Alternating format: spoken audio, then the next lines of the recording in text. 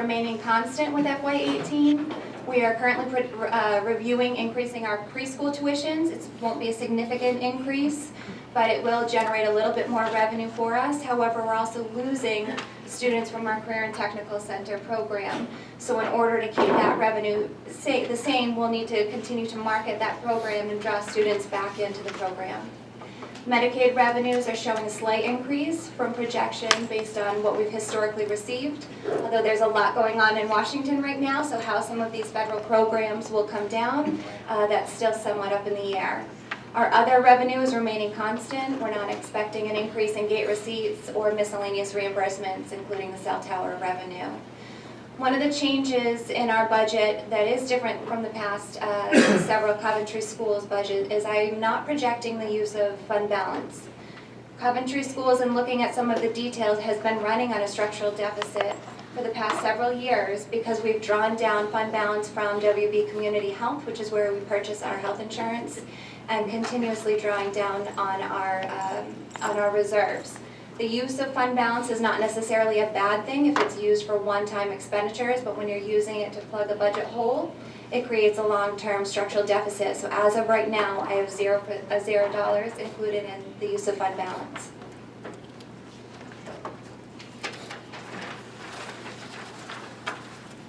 Again, going with the budgetary assumptions used for expenditures, we are in negotiations right now with our teachers, and we will be starting with our support staff as soon as we wrap up with the teachers. So there are no impacts for negotiations, retirements, and or staffing pattern changes. We do anticipate that there will be changes as a result of all three of these items, but at this point it's too early to really put an accurate projection in place, so we left the staffing patterns constant. We are also in the process of reviewing course loads at all of our schools to make sure that we have the properly staffed programs, which may result in shifting FTEs from one school or one course to another, but that we're really kind of trying to drill deep to make sure that we have the proper alignment and teaching and support staff for all of our programs. So as of right now, the only increase in salary is the contractual step increase for those on steps 1 through 9. Benefits are currently projected using the following assumptions. Again, these will change as a result of negotiations. I have a 3% increase for health, 1% for dental, 0% for our life insurance as that's stable through the November FY19. FICA and Medicare was adjusted to match the appropriate portion of salary. That was one big issue I've noticed in the FY18 budget, so that was not properly budgeted for based on our total salaries. I have a 4% increase in ERSRI pension, which is for our teachers, and a 2% increase for SRP pension. And then for all of the others, we have 4% increase. The biggest other benefit expense is our workers' compensation. Other expenditures for supplies, purchase services, utilities, we really had to kind of go through and budget and adjust those to actual for FY18. Utilities looked like they were a little short, so that had been adjusted. One of the big areas that was deficient was our out-of-district tuition. We have one particular school that we had budgeted 11 students to go to an outside pathways program. We have 23 going in FY18 and an additional 5 going next year. That had to be adjusted. We also have a 3% increase in our transportation contract, although we are looking to see if there's any way we can eliminate or reduce the number of bus runs to keep that expense under control. I also have an increase in furniture and equipment of $100,000. That is not for external capital such as leasehold improvements, building improvements. That is truly for equipment repairs. We have a lot of Chromebooks that are coming into the building, and as those are damaged or broken or they come to their end of life, in order to continue using those machines, that costs money to keep those up to date. I also have had every single elementary school principal request some of the most basic necessities such as tables, chairs, desks. This year I allowed all the principals to go line by line to put in a detailed request with explanations of exactly what they wanted and needed to run their programs.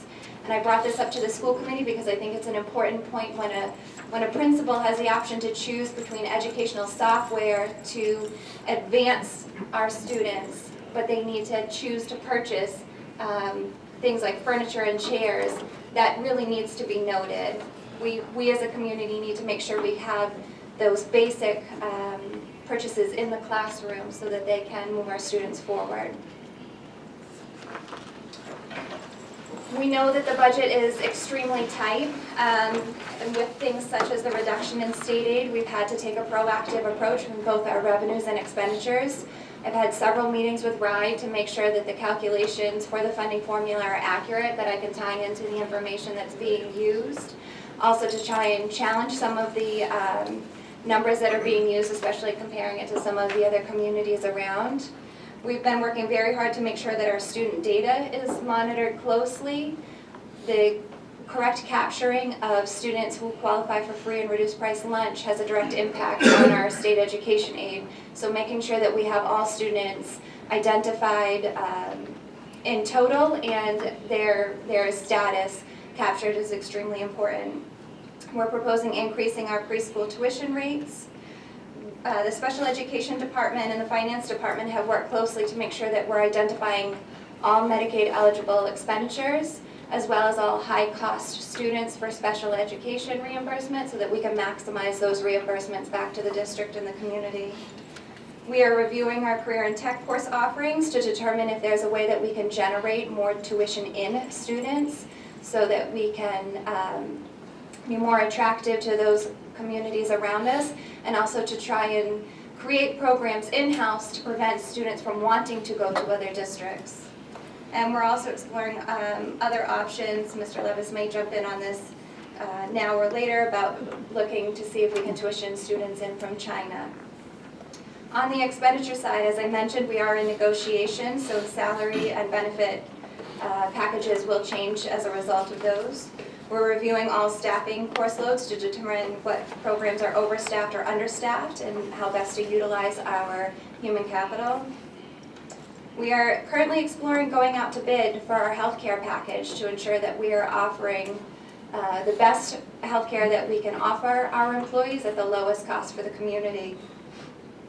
Principals have completed their own budgets.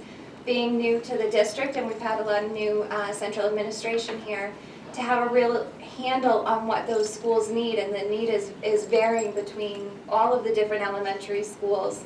All of the principals were required to complete their budget by line item, by subject, with a detailed explanation and send that up so that we could review all of the expenditures that are going in to the school's budget overall.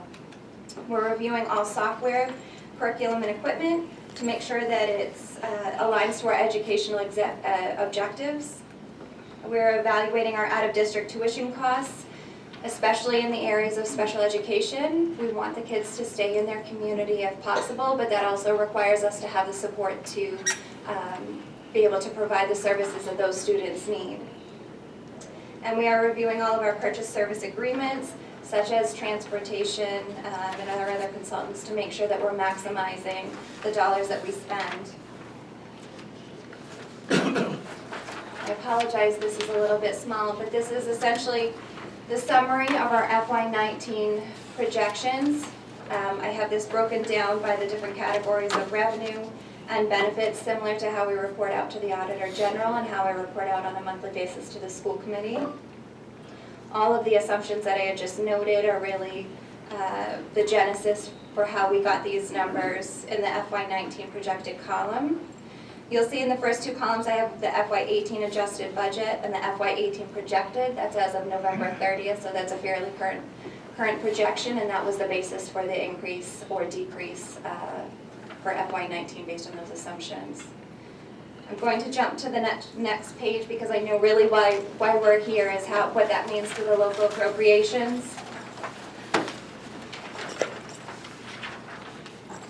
This request that is before the council, again, preliminary estimate of where we anticipate the budget coming in, is probably one of the most significant that's come before the school committee and the town council and the taxpayers in most recent years. You can see at the top the 2018 local appropriations what I have as our 2019 preliminary local appropriation needs for a requested increase of a little over 1.8 million.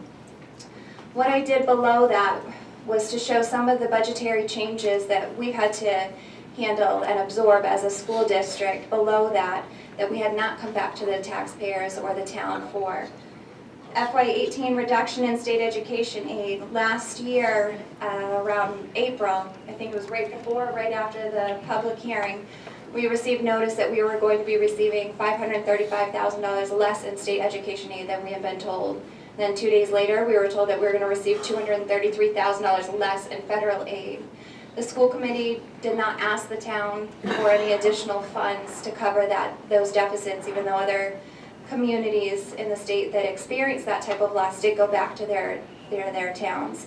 We did what we could to eliminate the new hirings of additional staff. We cut out some initiatives that we had planned for FY18, basically to cut that almost $800,000 out of our FY18 budget. We have an FY19 projected reduction in state education aid of $711,000. An increase in tuition out students, as I had mentioned, we had 11 budgeted and we have 23 going out now for an additional $199,000 in FY18. And 5 more that are supposed to go next year, which would be an additional $66,000. And as I mentioned earlier, the adjustments of benefits specifically related to the FICA and Medicare to actual, which is $136,000. So as you can see right there, it didn't take long to get to 1.8 million of negative budgetary experiences that we've had to handle as a school district. So while I know that increase in local appropriations is significant, it really truly is just getting us back to almost the bare bones of where we were in 2017.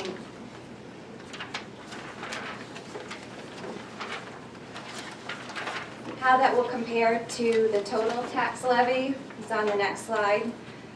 Basically what I did for FY19 and 20 is I have the maximum tax levy. Should that go to a maximum tax levy, what the school's proposed increase is as of right now, and what that would mean as a balance for the town going forward.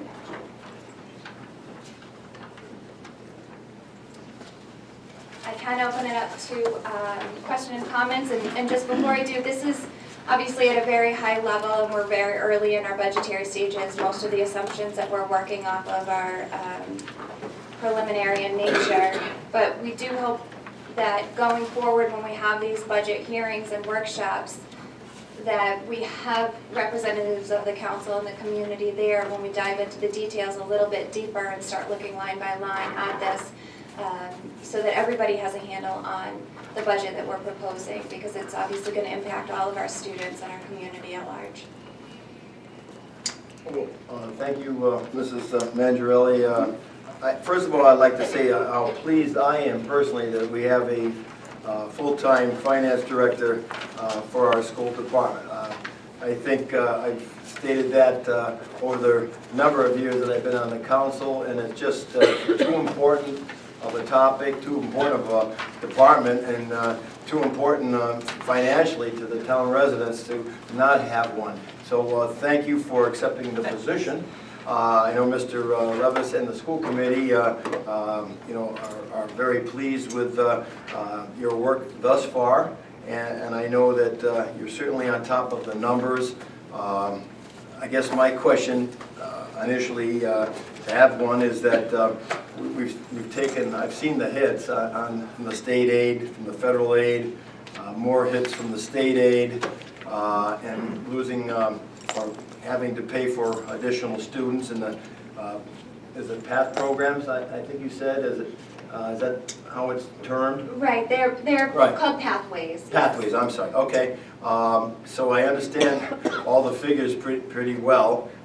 Just wanted to ask, are other cities and towns in a similar situation as we find ourselves in Coventry? As far as you know? Yeah, it's split. There are some communities that are on the quote-unquote winning side, right, and some that are not. One thing that we have to remember is that when the funding formula first came into place, Coventry was on the quote-unquote winning side. Right. So there was a 7-year period where this community received an additional almost $800,000 to $900,000 a year for 7 years to get caught up. It was always warned that FY19 was going to be that cliff. Once we got up to that level, that additional state aid was going to drop off. For the most part, it looks like some of the winning communities are going to take that hit a little bit harder because that phase-in is not there. Some of the other factors that are impacting us, recent valuations in property. Coventry's property valuation is higher than the state's. Coventry's median family income is 19.6% higher than the state's. So all of those factors playing in are having a negative effect. I did look, there was one community in particular, Cumberland, that I saw very similar trends, and they are on the winning side of about $1 million. And when I asked, it was really the timing of when their property valuations were there. So even to be on the winning side, the way that this funding formula is, now that it's live, you could be on the winning side one year when you have a property valuation that goes in your favor, and on the losing side the next year when those numbers aren't as favorable. So now that we're live, all of these hits are almost in real time. Student enrollment changes are going to be real time. Property values are going to be real time. So it's somewhat split community to community depending on where they're at. And one other point, I mentioned the last council meeting, as far as the advertisement for the workshops, for the career and tech programs, I was happy to see that. I know, I guess that was in the reminder, but the next front page of the Journal was Palmagussit. They had got the Journal reporters up there, but either way, it's good, and those workshops are continuing, right? Was it 1 of 5 that we're having in the town, or other towns, to try to get the students in to Coventry, which is good. I welcome that, and I thought that would be a good idea. I don't know, you've had 1 or 2 so far, the workshops, Mr. Levis? Yes. And any overall success that you? Well, we're looking, I mean, we've talked about this with our committee. We're looking at our entire career tech program to assess, are we producing individuals that are getting to those high skill, high wage positions. We're working with, other agencies, working with hopefully Mr. Mike Sabatoni, who is the International Building Trades, and he has a program that's grade 11 and 12, because we need to also find a niche. Right. You know, if you look at Rhode Island, you have 4 or 5 communities that may have the same type of programs, and so we have to compete. So we're looking at everything. We're looking at the numbers. If we have programs that aren't attracting students, we have to make some tough decisions. But we definitely are looking at the marketing piece, and we're looking at marketing our own students earlier, starting to go down to 7th grade, even expose students in elementary school about the concept of having a career. So I think we recognize that we need to be aggressive in this area. And I also would like to compliment the school on all the award winners, our instructors, and the honors, and our students, and the improvement of the grades. So with those comments from me, I'd like to open it up to the other members of the town council and school committee members to converse, ask any questions, or communicate their concerns. Mr. McGee? Yeah, I just got one. Of course, I know it's very preliminary, we're not really looking for a 4% change in the levy, but we're really early in the thing. But you did mention something about a 3% increase in transportation. I thought we were contracted already. Why would they increase in the middle of the contract? That's actually our contractual agreement. Is So it? built into the contract was a contractual increase every year. So 3% is the FY19 increase. And then after FY19, we'll be able to go back out to bid. Okay, thank you. Alrighty, other questions or comments of the council? I've got a couple of questions, Mr. President. Yes, sir. One of the things that I noticed, Sarah, is we had a reduction in federal aid last year. Are there any expectations or thoughts on what might occur in this next year for a loss of federal aid? I mean, lot obviously, obviously we- going down right now in Washington, so Yeah. to kind of guess what's going to happen. I haven't had any solid information that any of the title programs are definitely being cut. I don't know if that's come, but they have been cut almost every single year for the past several years. Yeah, so if, I mean, I'm just looking at the dollars, I mean, with last year, we lost state aid of 535 and federal aid of 233, and now we've lost 711. Would the, you know, comparative percentages be, you know, I mean, if we went comparatively percentage-wise, would you be looking to, you know, come up with those numbers? I mean, obviously, if federally, that would be a big hit as well, too, if we had another one there. Right, because, oh, Yep. okay, sorry. Right, so most of our title programs, our federal programs, it is salary-based, and those programs are going to run. Those aren't really programs that we can eliminate. So as federal dollars are reduced, that really just shifts that expense to the general fund. At that point, then we would need to go back through the general fund, especially in a situation where we were last year, where those cuts came in so late, we had to make last-minute shifts, Okay. which is why we eliminated some of the initiatives we had planned to do in Right, FY18. and obviously, you know, it's getting more difficult each year. Now, I've got another question, and don't know if you can, so with all things being equal, and we have not put any of the new, obviously, negotiations for any increased salaries, et cetera, what would say a 1% increase in teacher salaries add to our needed monies? Would you be, you know, would you be able to have that number, or? It's about $160,000. So on a 1% increase, and that would just be salaries, you know, alone, you know, Right. so Then on there's 160,000 payroll per 1% plus your payroll Right. taxes on And that, so. pension and whatnot, so. Yeah, okay. Right, and that's why we are really driving down to look at what we can do in the healthcare realm. Salaries and benefits are by far our biggest expenditures, so we're looking to see if we can maximize savings in the healthcare area. Yeah, and it's, I know, so with the, you know, with that, just even at 1% on there, it's, you know, we're, like I said, we're, with the numbers preliminarily as they are right now, at 4% increase on the levy at that, and then any other increases. So we've got, needless to say, a difficult budget year, you know, coming forward, yeah. Right. Unfortunately, this hit really as a perfect storm. We had the funding formula cliff that happened. We had the loss of federal aid that we weren't anticipating last year.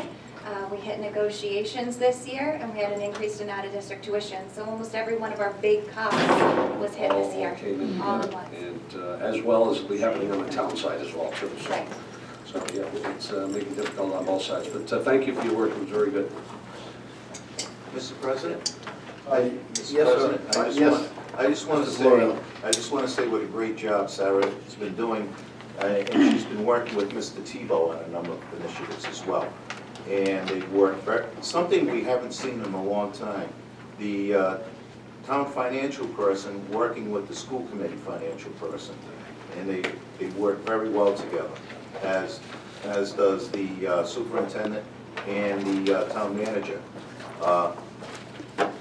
They've accomplished a lot, including making Oak Haven Elementary School, between the town and the school department, making that the site for the maintenance department for the school department. It's very gratifying, Mr. President. I hear what you're saying, and cooperation definitely can only help. Mr. Tebow, your name was just mentioned. Would you like to make any comments regarding our discussion, or any questions that you might have as we approach the new school year and the new budget, and our budget and their budget? Feel free. The only comment I would add is that the $1.88 million request is 2.63% on the levy. It's the Okay. only thing I would add to the conversation. I thought Sarah did an excellent job in her presentation. I thought so too. Thank you. Other questions at this time from either the council members or the school committee members? Any overall comments? Like I say, we're... Mr. President, Yes. I'd like to make one comment, Yes, please. Mrs. Dixon. I'd like to mention that during the past year, we have been reviewing our policies relating to the operations of the school, the operations of the school committee, and we've made many, many improvements. So we now have regular reporting financially from our financial director.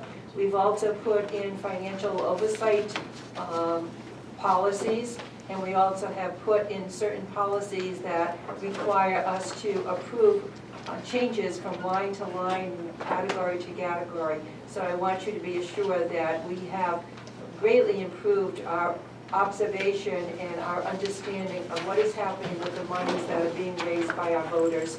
And that's important for you all to know. We're not taking this lightly, and we know that we're going after an increase. We feel very strongly that it's very important to support the programs of our schools and our students. I agree. Thank you for your comments. I also know that we've had some new employments. Mr. Levis, they're working out fine as far as I know. Grabbing a couple new employees from East Greenwich school Yes. system. Yes. One being a principal in an elementary school and one middle school. And our special ed director also. Very good. One at the high school, assistant principal, and also, like I said, our director of special education. So I think, I think I mentioned to you, I was over at my dentist in East Greenwich, and the pendulum was just ringing with them, the citizens being not real happy, I guess, with the school, overall, the school situation. So I guess their loss seems to be the Coventry's gain, and congratulations for that and the school committee.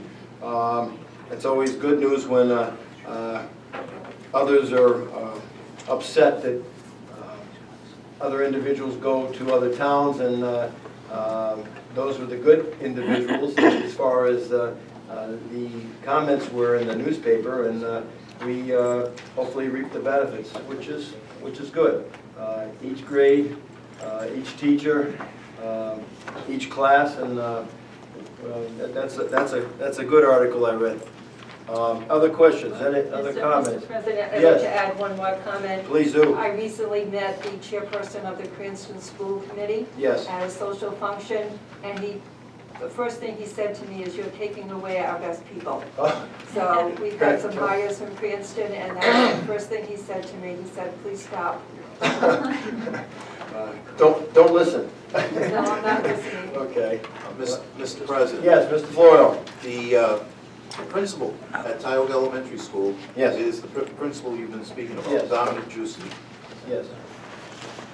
Very, very great addition to our school system. Very good. Well, I don't believe I've met him yet, but I'm looking forward to it. Yes, sir. Yes, Mr. LeBosson, that's another one. My question is, just seeing as we're talking about the tax levy earlier, Mr. Tebow, what is the state's cap on our tax levy this year that we have to abide by? 4%. Is it 4% even this year? Okay, listen, thank you. Mr. Waters, I know you Yeah, must have some I'd just like comments. to add to that. Bob did a quick tabulation of what the total known costs are going to be for the town's budget. These don't include operating increases, but things such as medical increases, dental, pension obligations. So for the total known costs for the town's budget for FY19, we're going to be adding an additional $711,000 to the budget. And that comes out to just shy of 1%. It's approximately 0.99%.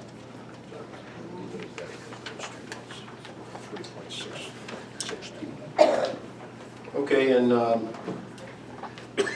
guess these are set basically in stone as far as Yes. we're going with. Okay? All right.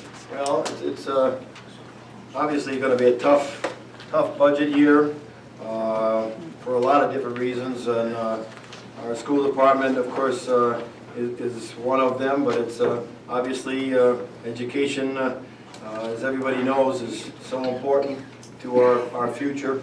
our future Coventry, our future students, our future country, of where they go after they get out of high school, and what type of jobs they end up with, and how much they can offer to our state and our country and their families. So, you know, it's expensive, but the other choice is don't spend the money and don't get the success and the quality and what have you. So I